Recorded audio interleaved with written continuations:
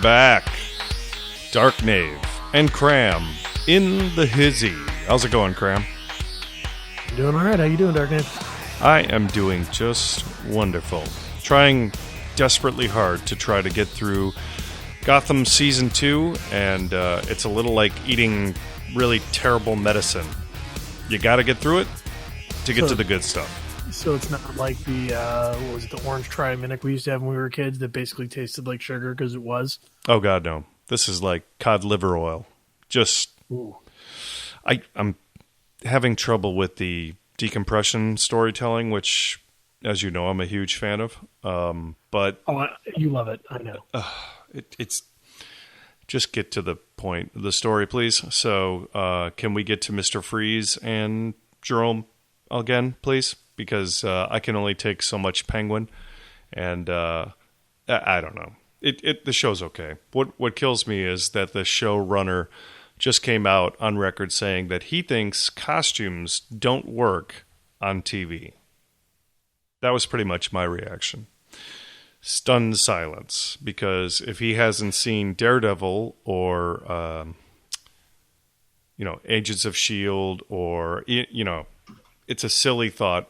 And it's absolutely not true. And the weird thing is, this season actually has Firefly in it, and she's pretty much in a costume. So, yeah, I don't know where he's coming from on that one. Yeah, how many other shows have done costumes and done them well? And like, I've got no answer for that. It's like, to make a statement like that just shows that you're being ignorant. You're ignoring the fact that there are plenty of other things out there, plenty of other examples out there that show that this is done and done well. Yeah, Bryan Singer and his, X-Men Leather Daddy costumes, it was sort of the same philosophy, right? There's just a group of people who think costumes don't look right on realistic people, and then there's the Flash and Supergirl to come and prove them wrong. I don't get it, honestly. But anyway, I'll get through the season, and I'll be looking forward to Jerome's triumphant return. And we'll talk more Gotham when TV shows start back up, but they really just aren't, and there's no real movie action going on right now, outside of what you heard about Civil War ramifications. So why don't you clue us in on that?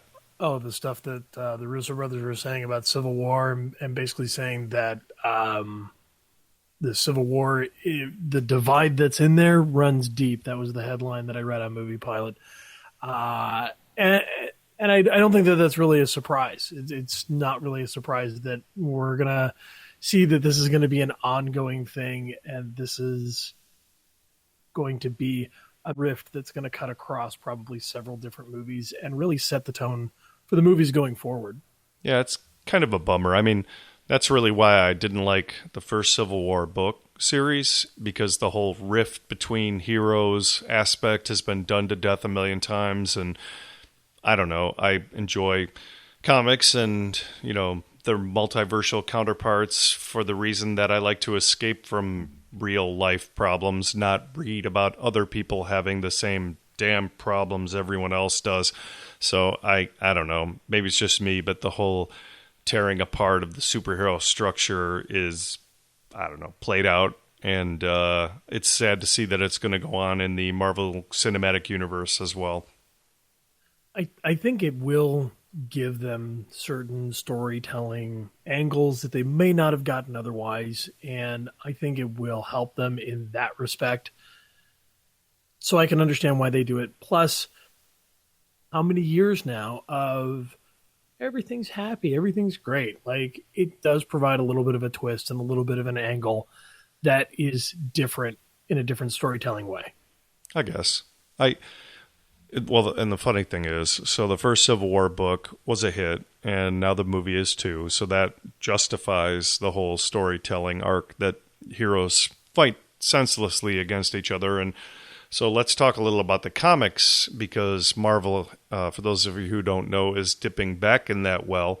And right now, the big summer event, even though it's September, is Civil War 2. And once again, we have heroes fighting and killing one another. And we're going to get into some spoilers. So for those of you who aren't reading the storyline, you might want to fast forward ahead or read it first and come back to us, because some of this bears telling, because it seems like Marvel is on a treadmill these days and regurgitating these storylines. And I don't know. As a comic reader, it's tiring, and I think a lot of people complain about event burnout, and it seems like Marvel could honestly give a crap one way or the other, and they're just going to keep mowing on ahead with these summer events and these big arcing storylines that obviously go nowhere or have little effect on the overall universe. And I don't know. It's getting a little old. So have you been reading any of the Civil War II stuff? I haven't. There was one thing I wanted to tack on with the movie stuff before we move on to the book stuff, which is for a lot of the audience, they may be like me, and this ties into what you're asking right now is have you read the books? And the answer for me is no, because I have not actively read comics, like the comic books, in a long time. And so, like, I'm not up on Civil War, the original Civil War. I'm not up on Civil War this year.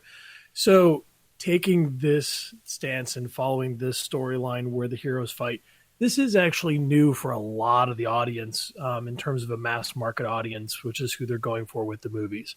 So from that perspective, I can see them using it and using it well. Now, with that being said, I'm not up on Civil War 2. Goofy that it's a summer event, and here we are in September. I mean, yes, technically we're not past, the autumn equinox. I get that. But last year their summer event was wrapping up in what? January?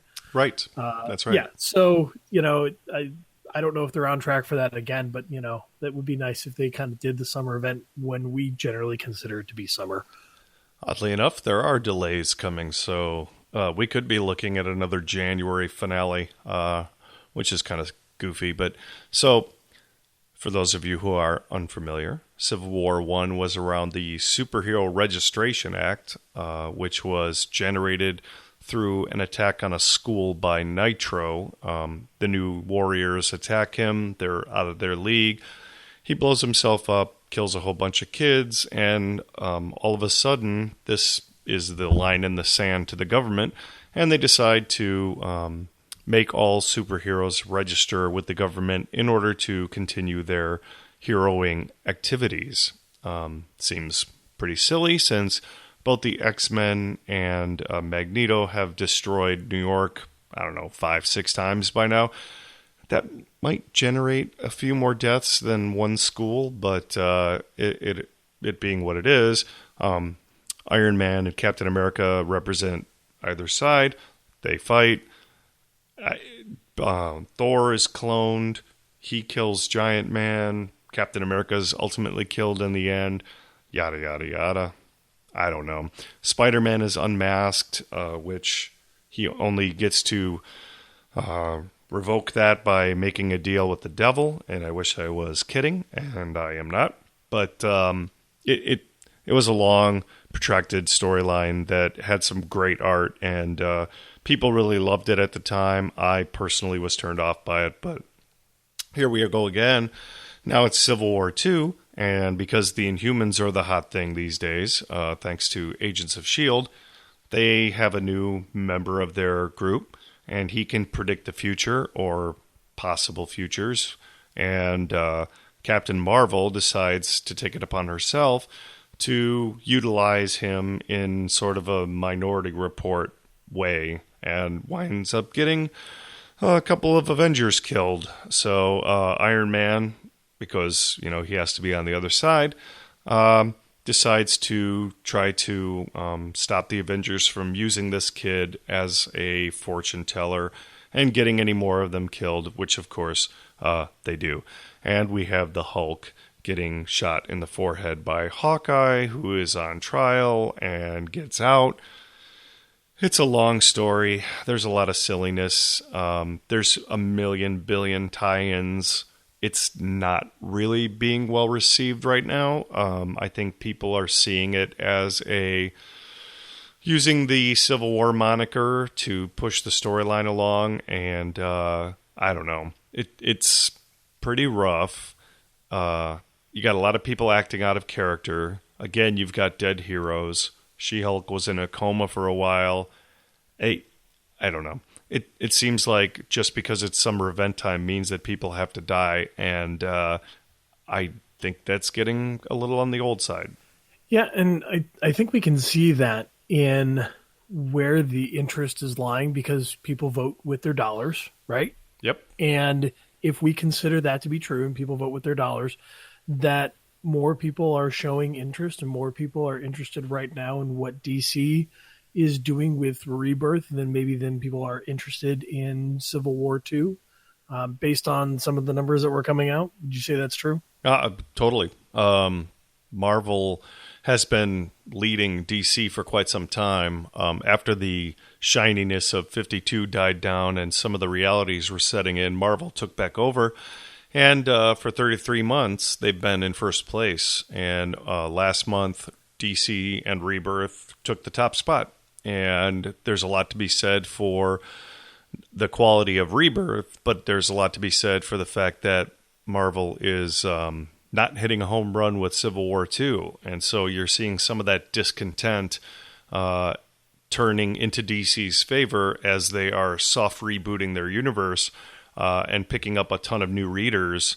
It doesn't hurt, by the way, that all the Rebirth titles are $2.99 and Marvel continues to keep all of their titles at $3.99. So that makes a big part of the equation. But DC's also stealing a play out of Marvel's playbook by doing their titles twice monthly and not releasing as many titles. And Marvel found great success with that when they were competing with the New 52. So there's a combination of things going on here. But that being said, the quality of Rebirth really is solid. I think that there's something to be said for their approach to that.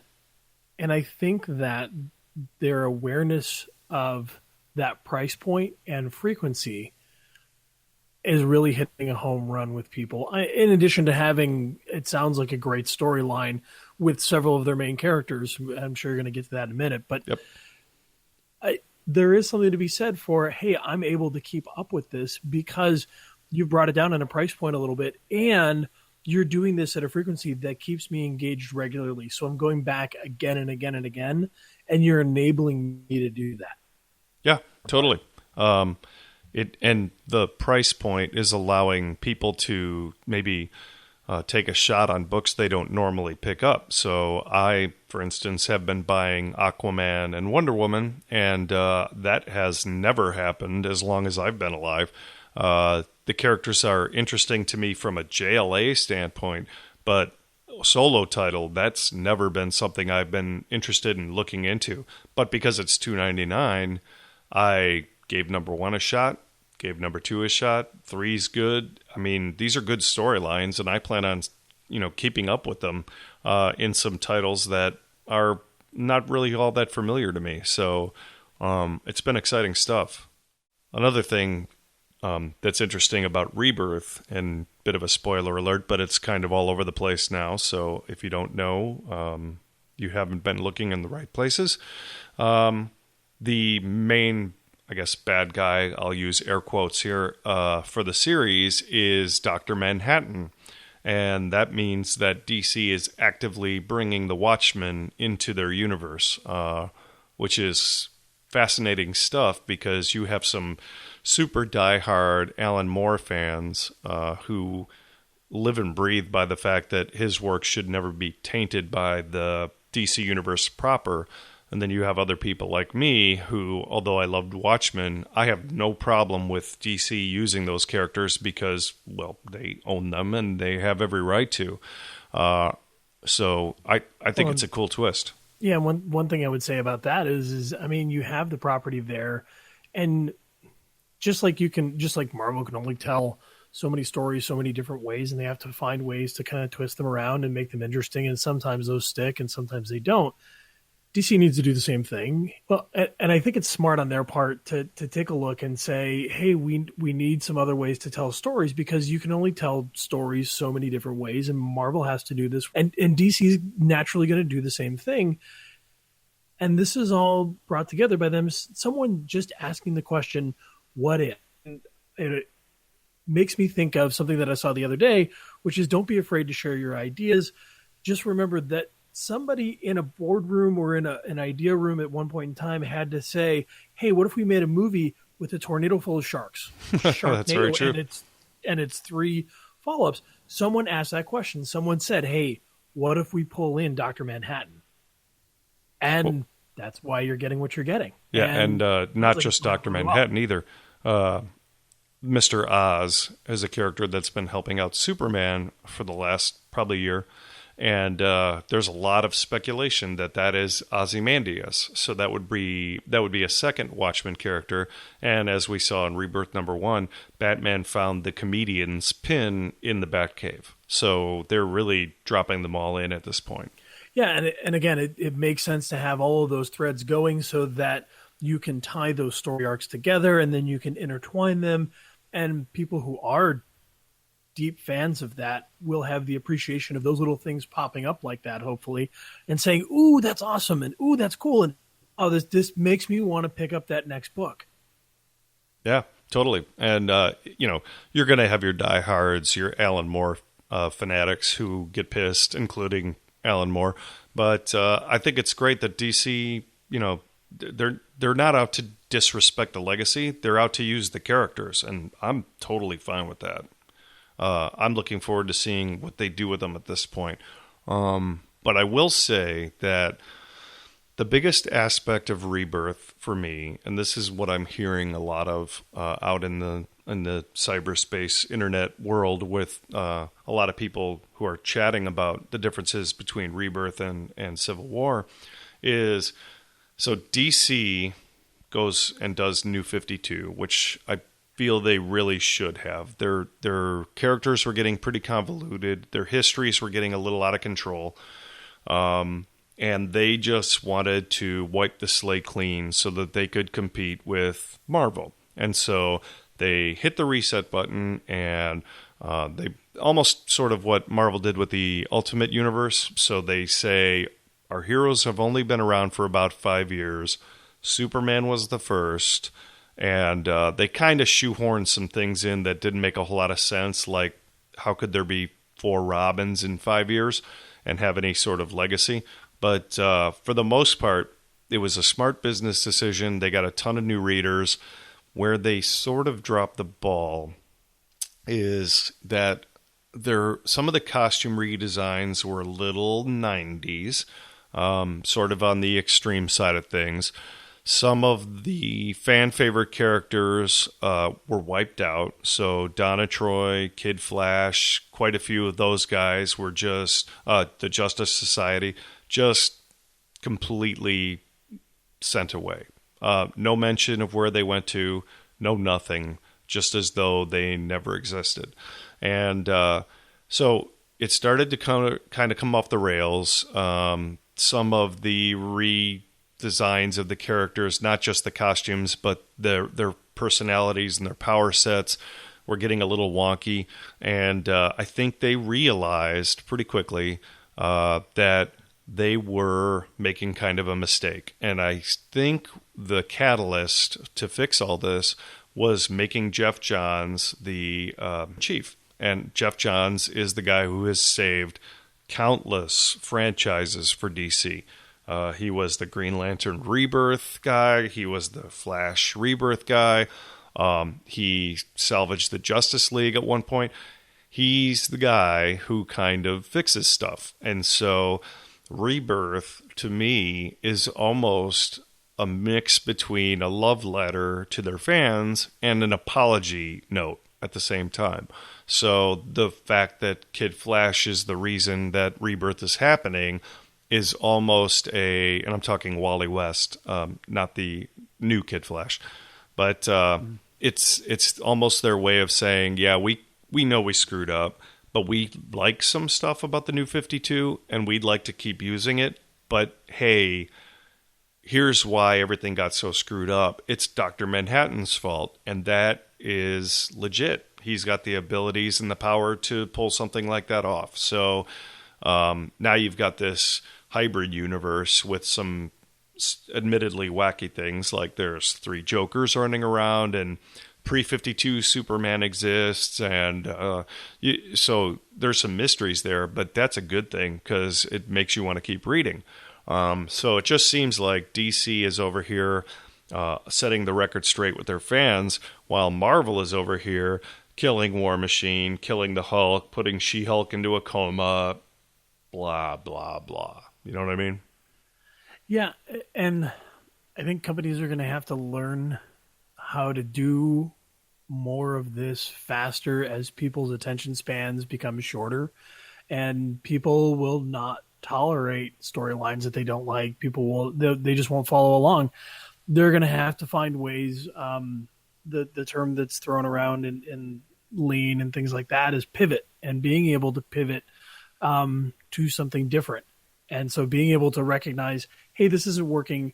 We need to pivot our storyline and move it to something else. And it sounds like it still taking the things that worked from 52 and saying, okay, we're going to take those, we'll pull those things forward, and we're going to fix the things that didn't work, and here's how we're going to do it. And that seems to be working.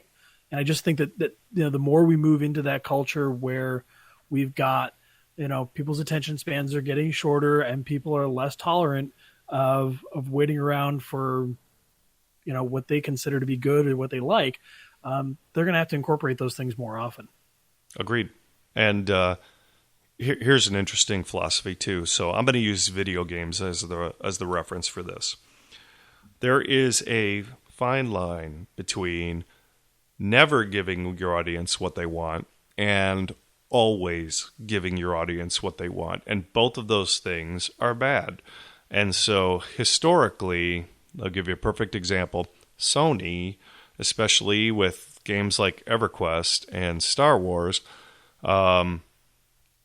they had a stance where they felt like they knew what was best for their audience, and that was pretty much it. So people would ask them for things, and they didn't care.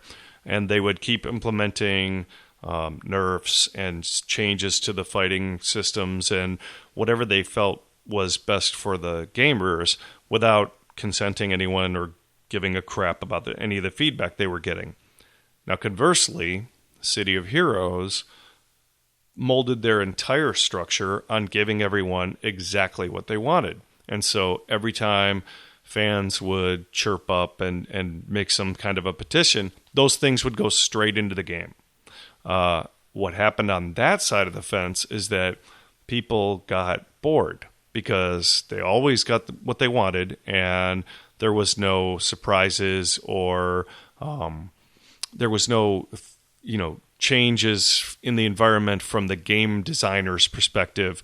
And so they got bored. So the EverQuest folks got pissed off and left, but the City of Heroes people got bored and went and found other things to do. And so I think Rebirth feels more like the middle between those two things, whereas Civil War 2 feels more like the Sony EverQuest model of, well, screw you guys, we're going to resurrect the Hulk as a ninja for the hand and do pretty much whatever the hell we want. And I don't know. It feels wrong to me. So are you trying to say that it's somewhere along the lines of like World of Warcraft and Burning Crusade? Maybe sometime around there? Yeah, that's a good analogy, because if you think about it, the Warcraft guys were former EverQuest players who got fed up, and they wanted to add some changes the way they wanted them. Now, they may have dumbed the game down a little too much for some people's tastes, but look at the numbers. They don't lie. The subscription rate for Warcraft is ridiculous. So, yeah, that's a really good comparison, because they dwarfed, both EverQuest and City of Heroes. They pretty much killed City of Heroes, actually, but it's a good fine line.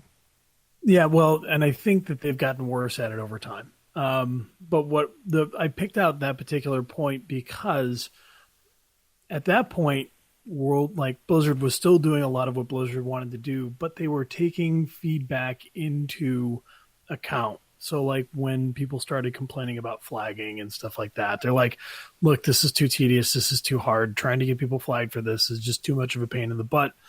And they said, okay, we'll give you some ways around it. And then eventually they said, we're just not going to do that anymore. The content will still be, relatively hard, and you're going to have to put time and effort into it, but you're not going to have to go do all of this stuff because, it does not seem to be adding value to your experience. Right. I would say that they've probably, in my opinion, made the game too easy now at this point, and probably listened to the players a little bit too much, and probably are leaning on the side of the City of Heroes thing a little bit too much. But in that Burning Crusade time frame, I think that was probably where they had the best balance of, we're going to make the game hard, we're going to keep it in our vision, but we're going to listen to what you're saying, and we're going to incorporate some changes based off what you're saying too. I agree. And a lot of that pandering to the fans could have been panic, because, nothing lasts forever. And so when subscriptions started to drop, they probably freaked out a little bit. That could be some of that. Sure. But we're way off now. So yeah, but the point is, okay, DC, you've got our attention. You seem to have everybody's best interests in mind, yours and ours. Can you sustain it? That's the big question. Because if you can bring the people in for Rebirth, can you then translate it into your cinematic universe? Because that's going to be a big deal. You were more in the EverQuest realm with Batman versus Superman. You're a little further over now with the Suicide Squad. Is Justice League going to be the point where you finally get that middle of, let's give people what they want, but hey, we need to dictate some of this? You know what I mean? Because Marvel is almost going the other direction. It seems like they're starting to tell the stories they want to tell, even if people may not necessarily like it. They have an advantage in that they've got a homegrown audience who's pretty rabid, but you got to be careful. You can only pull that trick so many times. Yeah, and again, like, there's a certain story that they want to tell. You can do that, but the audience for that story may not be the audience you had yesterday. And like you said, success is fleeting. And how long can you hold people's attention? And there is natural ebbs and flows through the story arcs and things like that. And some of them will work and some of them won't. It's just how fast can they recognize that this is not working for our core audience, and then make the decision, kind of like what DC did, where they realized, hey, we had to make a move. Let's make the move. Right. Does Marvel have that same capability to recognize, hey, we need to make a move? Yes. And here's the other problem. If Marvel moves too quickly, then people are just going to accuse them of ripping off DC. That happens all the time. Yeah. Well, they're probably not going to avoid that no matter what, because, again, you're playing in the same space. So there's naturally some things, and people are going to draw their own parallels and whatever. And in the day and age of the internet, people will see the patterns that they want to see. Yep. That's true. And one last point on this subject. It also is apparent that DC understands that their cinematic universe has to tie into their comic book universe. So as part of Rebirth, Suicide Squad now has the same roster as it does from the films. Even Katana's there, and she's Rick Flag's right-hand woman, and she's there to keep people in check, just like in the movie. And Marvel seems to be moving completely away from their cinematic universe in the books, because Hulk is Amadeus Cho, Thor is Jane Foster, Iron Man is about to not be Tony Stark anymore. It's about to be two different people, Riri and Doctor Doom, of all people. But there's such a vast difference in those universes now, and DC is starting to rectify them. In fact, as you pointed out to me earlier today, there's going to be a Justice League Suicide Squad book that comes out, and that's their two big meat and potatoes cinematic universes mixed into one comic, and it's got the same cast of characters from those movies. And so Marvel's moving away, DC coming together. Yeah, that is interesting. That now's the time that's happening when, from a consistency perspective, or maybe that's not quite the right word for it. But traditionally, I'm gonna say that with a grain of salt or whatever. But in terms of like staying true to the characters, et cetera, so forth and so on, and having that alignment, wanting people to have that alignment with the characters. And you can totally correct me if I'm wrong on this, but that seems to be more of the Marvel thing in the past, and now they're kind of flip-flopping. Yep. It really does feel like they're taking on each other's personas. So I guess we'll see how it goes.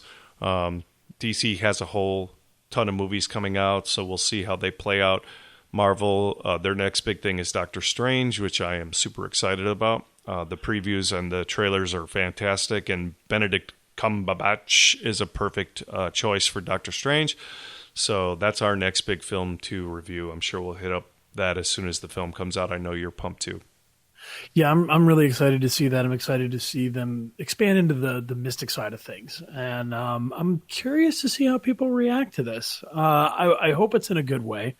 And I some of the early numbers that I'm hearing that I think are good. Like I think I saw one estimate that said it could have a $50 million opening weekend, which for essentially an unheard of property in the general market. Granted, it's got the Marvel stamp on it and it's got Benedict Cumberbatch, but otherwise, Doctor Strange is not a known quantity or not known commodity in households. Yeah, my only fear is please don't follow the same damn formula as every other Marvel film. I'm kind of hoping this one has its own thing. I don't know how to explain it. It's a lot of their movies are starting to follow the same storyline, story arc, especially their origin films. So I'm really hoping this one is a little different. It's probably going to have, it's going to be the formula.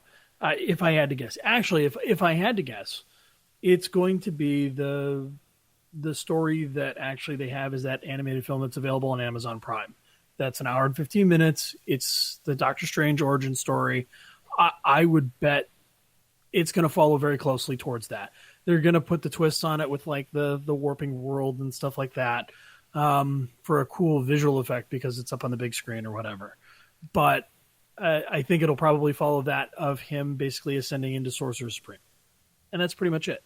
And let's establish his character, and then he's going to pop up in 3 or 4 other places. I read something the other day. I heard that he was going to be in Thor. Thank you. And so don't be surprised if he starts popping up in, a bunch of other movies and things like that and making his presence known and getting established that way. Yeah, and if I think what I'm seeing in the previews, we might be seeing the beginnings of the multiverse in Marvel too. So that might have a lot of really cool ramifications as well. Yeah, that'd be pretty sweet. All right, well, that's going to wrap things up for us this week. Good topics. I'm glad we finally got to get deep into some comic book territory. There's so much multimedia, Marvel and DC stuff now that it's hard to find 5 seconds to talk about the actual comics. Next week we'll get into a little more, possibly some Doctor Strange stuff. We'll talk a little Rogue One, because I know you're a big Star Wars fan, so maybe we'll dive into that a little bit. I know there have been some revelations. We'll get into that a bit too. So until next week, just remember, I'm not bad, I'm just drawn that way. Jessica Rabbit? Oh, okay. No matter where you go, there you are. Buckaroo Banzai? Crap. Always remember, evil will always triumph because good is dumb. Dark helmet. All right, you know what? I'll come up with a catchphrase. That's fine. We'll see you next week, everybody. Bye-bye.